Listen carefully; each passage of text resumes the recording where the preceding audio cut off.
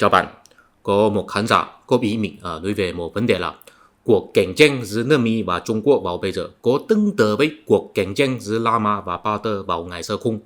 Có lẽ đối với một số người, cuộc cạnh tranh giữa Lama và Barter vào ngày xưa, tức là từ thế kỷ 1 đến thế kỷ 6, có thể đại diện chế độ dân chủ cạnh tranh với chế độ chuyên chế, tức là Lama đại diện dân chủ, còn Barter đại diện chuyên chế.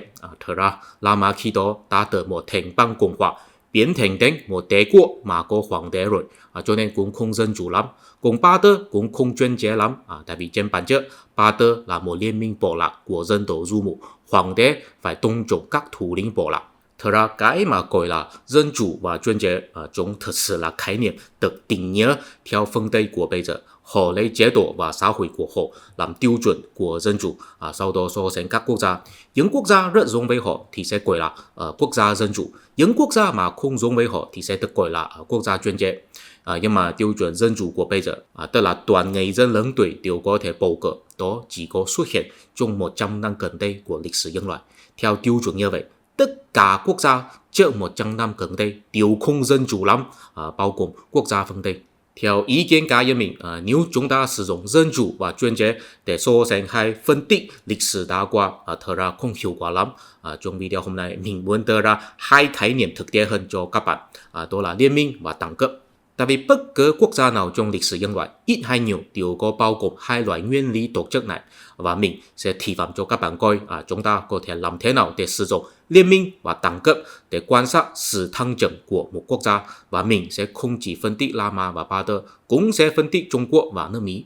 Thật ra kế hoạch ban đầu mình cũng bao gồm phân tích Việt Nam, nhưng mà sau đó mình phát hiện thời lượng quá dài, không kịp nói về, cho nên xin để mình nói về Việt Nam trong video tuần sau. Cảm ơn. Đầu tiên, xin để mình giải thích rõ ràng về liên minh và đẳng cấp. Nếu các bạn có coi video hồi trước mình về mentor, tức là mình nói về dân nhã lễ trí, khi đó mình có nói rằng dân và nhã là cảm giác đạo đức thiên nhiên, tức là không cần huấn luyện thì có rồi. Thậm chí động vật đều có hai cảm giác đạo đức này. Theo ngôn ngữ hiện đại, dân là lòng yêu thương, nhã là tâm lý trao đổi, tất cả tổ chức và quan hệ của nhân loại. Nếu không phải dựa trên lòng yêu thương thì sẽ là tâm lý trao đổi, hay là bao gồm cả hai.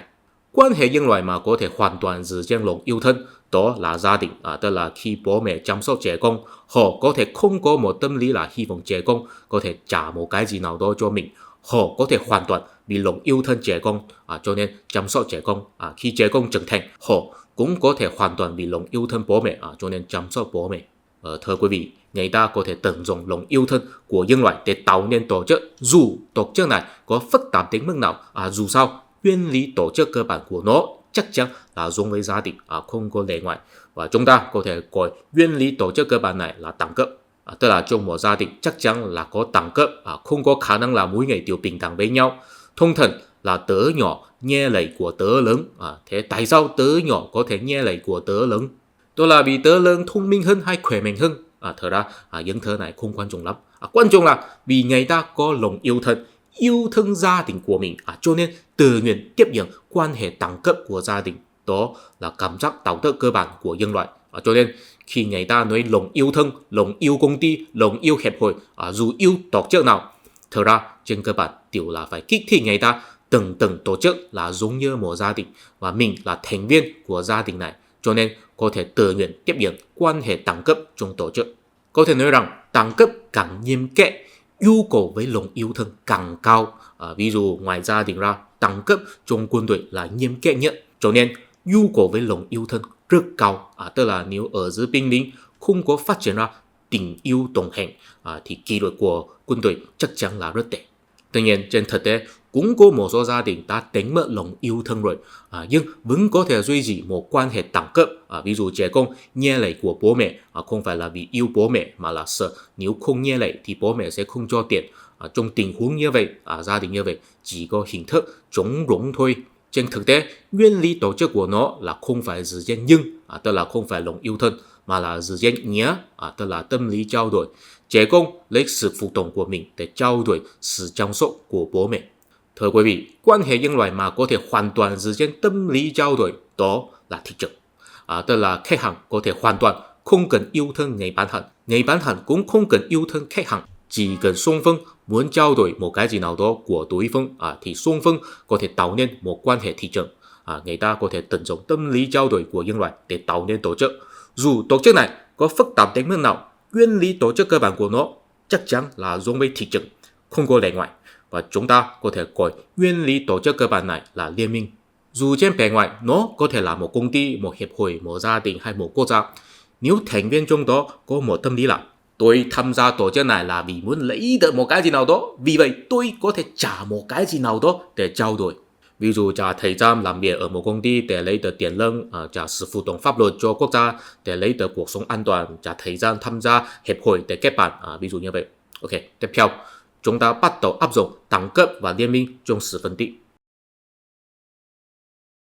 Thưa quý vị, La Mã là một thành bang, nhưng tầng lớp thống trị của nó chủ yếu là một liên minh hậu tộc. Nguồn gốc của cuộc xây dựng của La Mã là như sau. Ngày xưa, sau khi người Hy Lạp tận dụng mưu kế của cung ngựa khổng lồ bằng gỗ đột phá thành Troy, có một số quý tộc của Troy tháo chạy đến đất Ý.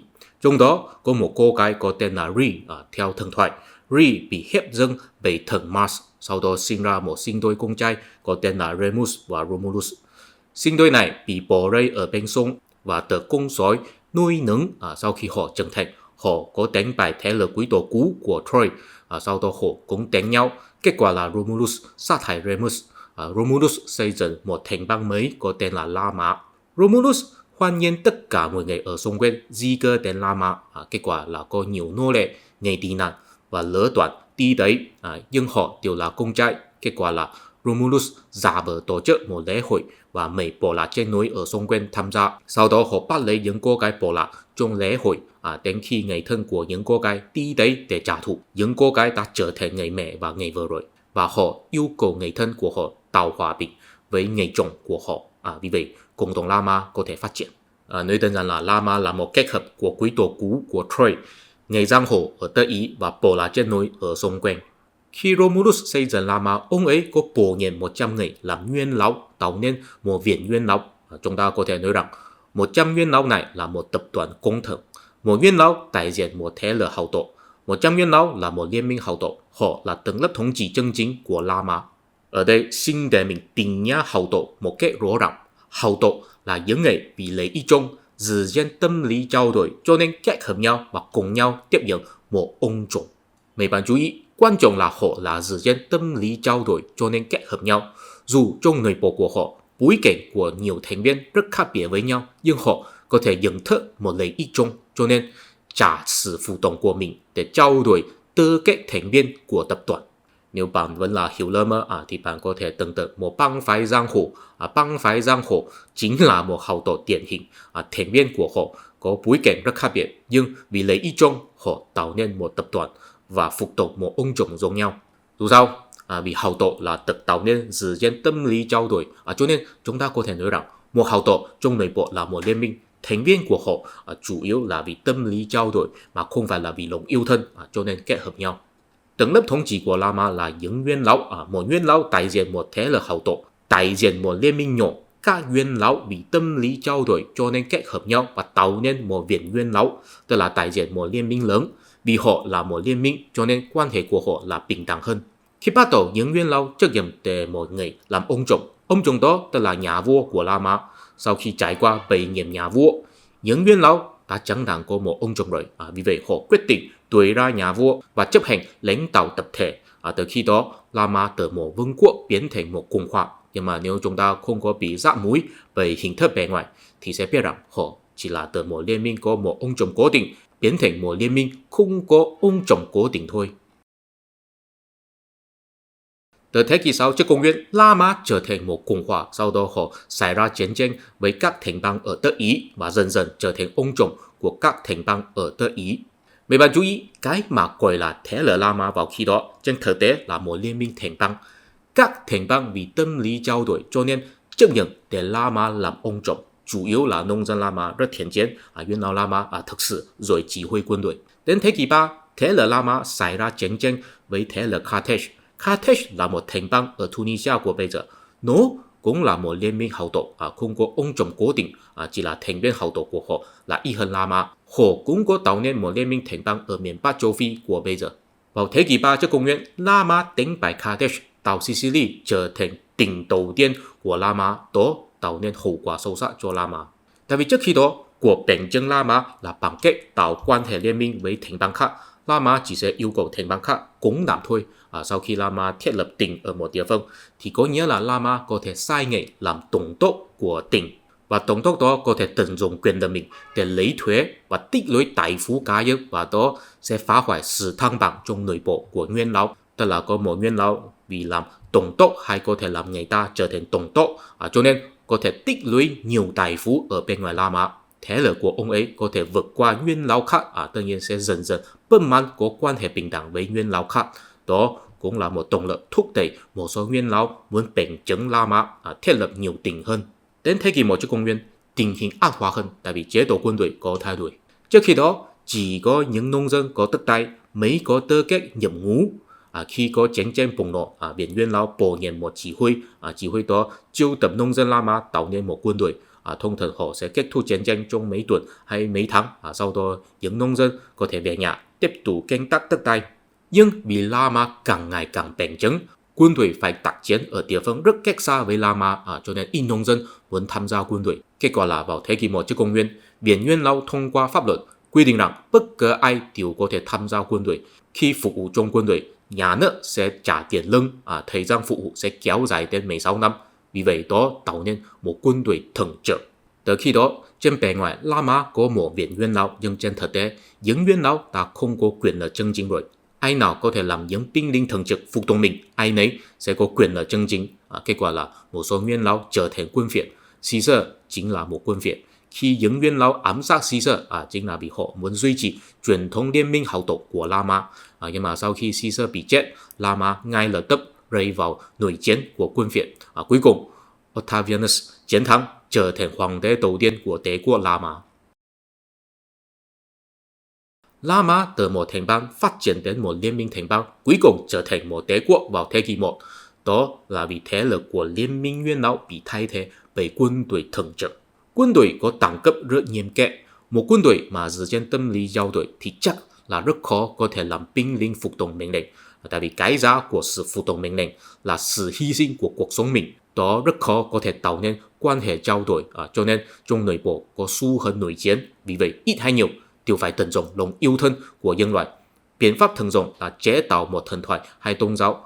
Những binh lính có niềm tin vào một thần thoại hay tôn giáo giống nhau thì họ sẽ cảm thấy họ hình như là thuộc về một gia đình giống nhau, sinh ra lòng yêu thương với quân đội, cảm thấy có kết nối với quân đội, vì vậy có lực hướng tâm. Khi bắt đầu người La Mã là tận dụng thần thoại La Mã, có nhiều gia tộc nguyên lão đều bảo là họ là hậu duệ của thần linh. Ví dụ gia tộc của Caesar là hậu duệ của thần Venus và thần Anchis. Khi chiến tranh của La Mã trở thành nhiều hơn vào thế kỷ 3 trước công nguyên, La Mã có một chế độ là họ sẽ sắc phong một số chỉ huy là thần linh, cho nên binh lính có thể cảm thấy mình là phục tùng vào một thần linh trên chiến trường. Chúng ta có thể nhìn thấy rằng trong nội bộ của những nguyên lão, quan hệ họ là một liên minh, nhưng khi họ thống trị hay lãnh đạo người bình dân, ở giữa họ và bình dân có một đẳng cấp dựa trên lòng yêu thương với thần thoại La Mã. Lịch sử đã chứng minh rồi, sau khi La Mã trở thành đế quốc, binh lính thường trực nhiều đến khoảng 115.000 người. Đó đã vượt qua năng lực của thần thoại La Mã rồi. Mặc dù có nhiều nghìn hoàng đế đều sắc phong mình là thần linh, nhưng cuối cùng họ đều sẽ bị binh lính sát hại. Sau đó binh lính sẽ ủng hộ người mà có thể trả tiền lương nhiều nhất cho họ làm hoàng đế mới. Chúng ta có thể nhìn thấy những binh lính là dựa trên tâm lý trao đổi mà không phải là lòng yêu thương. Cho nên khi bắt đầu, đế quốc La Mã luôn luôn có nội chiến. Nhưng mà đến thế kỷ 4, tình hình hỗn loạn này được kết thúc sau khi hoàng đế Constantine chuyển sang tin vào Kitô giáo. Từ khi đó, binh lính La Mã bỏ qua thần thoại La Mã và tin vào Kitô giáo. Lịch sử đã chứng minh rồi, Kitô giáo có năng lực nhiều hơn thần thoại La Mã trong việc kích thích lòng yêu thương của người ta. Vì vậy, La Mã trở thành một đế quốc Kitô giáo. Thưa quý vị, tuy La Mã đã trở thành một đế quốc rồi, nhưng trên bản chất nó vẫn là một liên minh thành bang. Tại vì mỗi thành bang đều có một không gian tự trị, trong nội bộ đều có một liên minh hậu tộc. Nhưng các thành bang đều sẽ phục tùng vào một đô thành. Trước thế kỷ 4, đó là ở La Mã. Sau thế kỷ 4, họ rời đô đến Istanbul của bây giờ. Nhưng khi đó, họ quay đô thành mấy này là Tân La Mã, cho nên họ vẫn tự xưng mình là đế quốc La Mã. và trong đó thì họ có xây dựng một quân đội thần trợ và đóng quân tại các thành bang và họ tận dụng giáo hội Kitô giáo để kích thích lòng yêu thương của binh lính. Vì vậy, binh lính trung thành với hoàng đế, tiếp nhận đẳng cấp của hoàng đế, tại vì hoàng đế đại diện ý chí thượng đế trên trần gian. Sở dĩ Kitô giáo có hiệu quả trong việc kích thích lòng yêu thương, đó là vì Kitô giáo có một nhóm thầy tu chuyên môn tuyên giáo, họ có tạo nên giáo hội và có tổ chức chặt chẽ phân bố ở nhiều thành phố. Nhưng mà sau khi họ rời đô đến Istanbul rồi, tổ chức giáo hội ở khu vực Tây Ý không phục tùng vào hoàng đế nhiều lắm, còn giáo hội ở khu vực Hy Lạp thì rất phục tùng vào hoàng đế, cho nên cuối cùng đế quốc La Mã đánh mất quan hệ đẳng cấp với những thành bang ở bên Tây. Đối thủ của đế quốc La Mã, tức là đế quốc Ba Tư, họ cũng có một tổ chức giáo hội, đó là giáo hội Hòa giáo. Ba Tư vốn là chỉ khu vực Tây Nam Bộ của Iran. Vào thế kỷ 10 trước công nguyên, có một nhóm bộ lạc của dân tộc du mục di cư đến đây, họ có tạo nên một liên minh bộ lạc ở đây. Vì vậy Ba Tư trở thành tên hiệu của liên minh họ. Đến thế kỷ 6 trước công nguyên, liên minh này đánh bại thế lực xung quanh và chinh phục thành bang xung quanh, trở thành một đế quốc. Mấy bạn chú ý, bộ lạc có khác biệt với hậu tộc. Hậu tộc là vì tâm lý trao đổi cho nên kết hợp nhau, còn bộ lạc là vì lòng yêu thân cho nên kết hợp nhau. Tại vì ở giữa các thành viên của một bộ lạc đều là người thân, có huyết thống giống nhau, cho nên có thể sinh ra một lòng yêu thân thiên nhiên, có thể cùng nhau phục tùng tộc trưởng bộ lạc, và một bộ lạc có thể tạo nên một quân đội nhỏ. Nhiều bộ lạc kết hợp nhau tạo nên một liên minh thì có thể tạo nên một quân đội khổng lồ, cho nên không cần đặc biệt xây dựng một quân đội thần trợ. Và quan hệ ở giữa các bộ lạc là dựa trên tâm lý trao đổi, và trong liên minh này có một bộ lạc trung tâm làm hoàng gia. Hoàng đế của họ sẽ phân chia lãnh thổ từ chính phủ thành mấy tỉnh và bổ nhiệm thủ lĩnh bộ lạc làm tổng督, và họ cũng có tiếp nhận Hòa giáo làm tôn giáo chủ yếu để kết nối mỗi người. Hòa giáo vốn là tôn giáo bản xứ của những bộ lạc ở miền Bắc Iran, thầy tu của họ thực ra là thủ lĩnh bộ lạc. Đế quốc Ba Tư đầu tiên là do liên minh bộ lạc ở Tây Nam Bộ Iran xây dựng. Bộ lạc hoàng gia của họ có tên hiệu là Achaemenid, cho nên họ cũng được gọi là đế quốc Achaemenid. Vào thế kỷ 4 trước công nguyên, đế quốc Achaemenid bị Alexander Đại Đế đánh bại. Liên minh bộ lạc của họ giải tán. Đến thế kỷ 2 trước công nguyên, có một liên minh bộ lạc du mục khác xuất hiện ở Đông Bắc Bộ Iran. Khu vực đó gọi là Parthia. Sau đó họ chinh phục khu vực xung quanh. Đế quốc của họ được gọi là đế quốc Parthia, nhưng họ tự nhận mình là người kế thừa của đế quốc Achaemenid, cho nên họ cũng được gọi là đế quốc Ba Tư thứ hai. Cũng chính là vì vậy họ phải đi chiến tranh với đế quốc La Mã vào thế kỷ 1. Tại vì đế quốc Ba Tư thứ nhất từng có thống trị Tiểu Á, và thế lực ở Tiểu Á chuyển sang tinh sinh hỗ trợ của đế quốc La Mã, cho nên hai đế quốc đi chiến tranh với nhau, nhưng mà hai bên đều không thể hoàn toàn chiến thắng đối phương, hình thành cuộc chiến kéo dài. Đến thế kỷ 3, có một liên minh bộ lạc du mục khác xuất hiện ở Tây Nam Bộ của Iran. Bộ lạc hoàng gia của họ có tên là Sasan, cho nên họ được gọi là đế quốc Sasan. Họ lật đổ chính quyền của đế quốc Parthia và xây dựng một đế quốc Ba Tư thứ ba, tiếp tục cuộc chiến với La Mã ở Tiểu Á.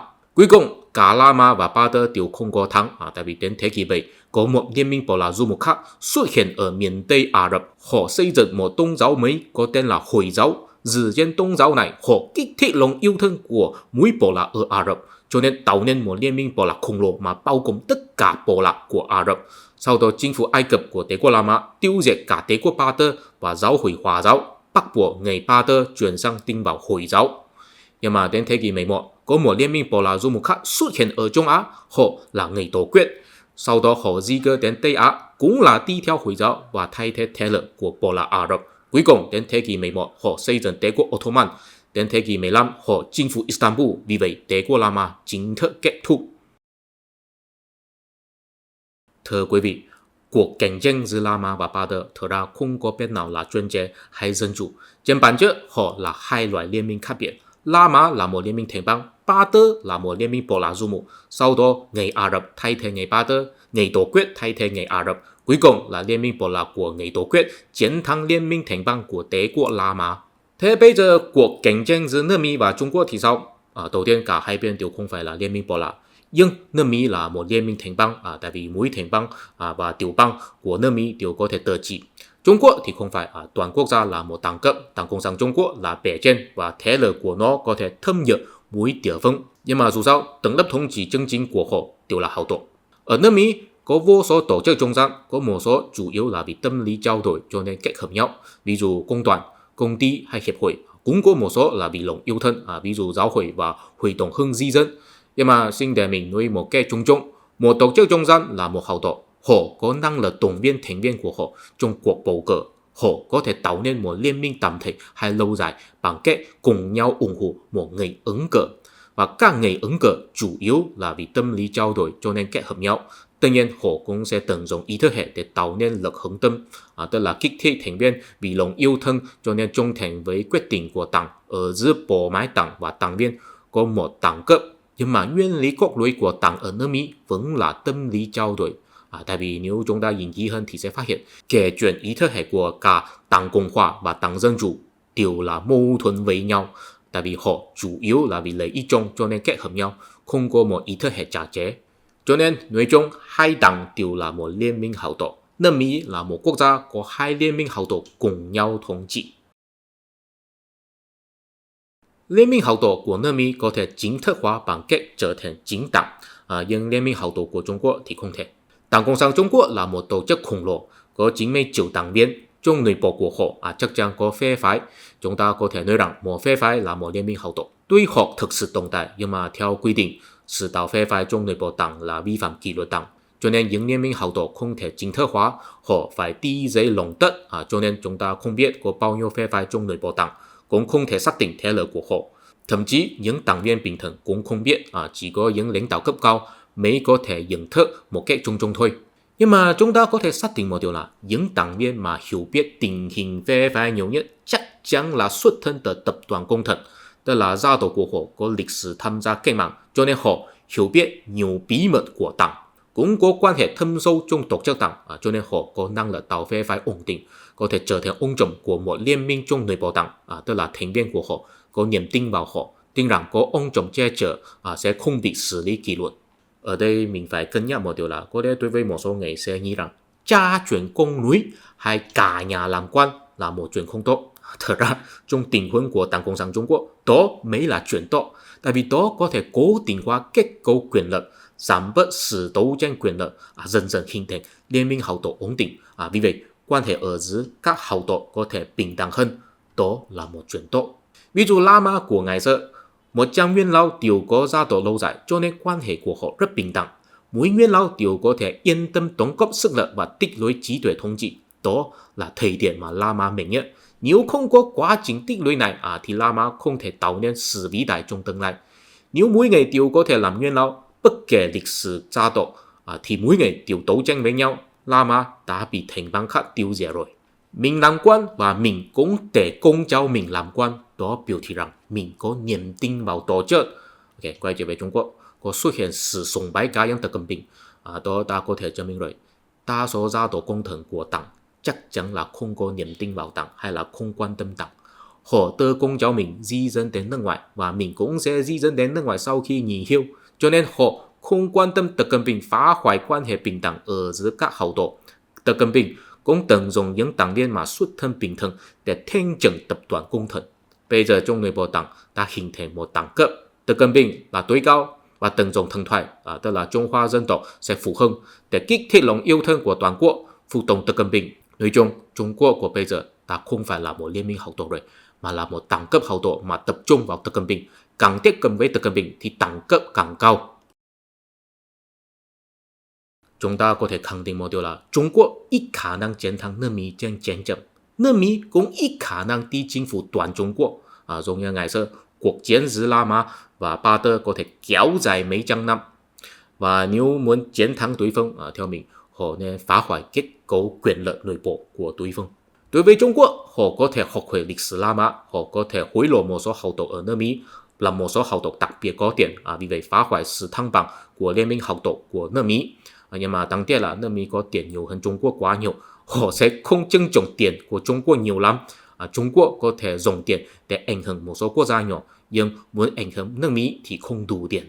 Nhưng mà vẫn có biện pháp thứ hai, tức là đi đến Đài Loan, khiến nước Mỹ đưa quân hỗ trợ và làm chiến tranh kéo dài nhiều năm, làm nước Mỹ征binh rất nhiều, khiến xã hội nước Mỹ bị chịu khổ với chiến tranh, cho nên phân liệt, hậu tổng nước Mỹ không thể hợp tác tạo nên liên minh, cuối cùng làm nước Mỹ xảy ra nội chiến.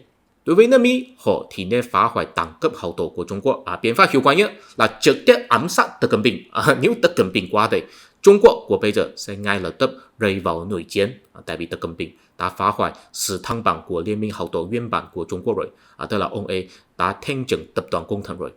Nhưng mà mình thấy nước Mỹ cũng không hy vọng Trung Quốc có nội chiến, tại vì đó sẽ phá hoại chuỗi cung ứng của thế giới. Cho nên tất nhiên là người Trung Quốc đánh mất lòng yêu thương với Tập Cận Bình, tức là để người Trung Quốc nhận ra Trung Hoa dân tộc sẽ không phục hưng, tức là họ không thể thu hồi Đài Loan. Vì vậy, đẳng cấp hậu tổ Trung Quốc không thể duy trì nữa. Trong nội bộ Đảng Cộng sản Trung Quốc sẽ xảy ra đấu tranh khốc liệt, nhưng không có nội chiến ở toàn quốc. Cuối cùng tạo nên liên minh hậu tổ ổn định trong nội bộ Đảng. Nhưng mà tình hình khả năng hơn là quân phiệt các cờ, giống như Trung Hoa Dân Quốc vào 100 năm trước.